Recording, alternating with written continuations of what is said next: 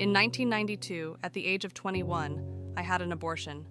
I wanted to keep my baby, but due to the circumstances I was in, I was left feeling like I had no choice. I was no longer in a relationship with my boyfriend. I was living with my parents, and I had a part-time job that wasn't enough to live off of.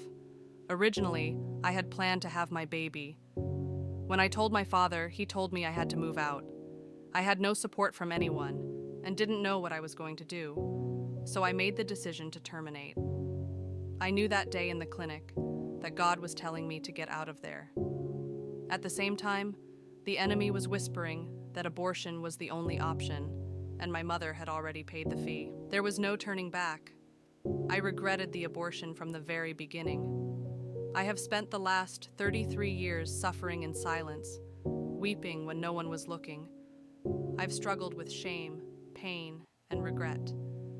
I never spoke of my child because of the shame. Although I always knew God forgave me, I couldn't forgive myself. In 2024, I decided I needed help.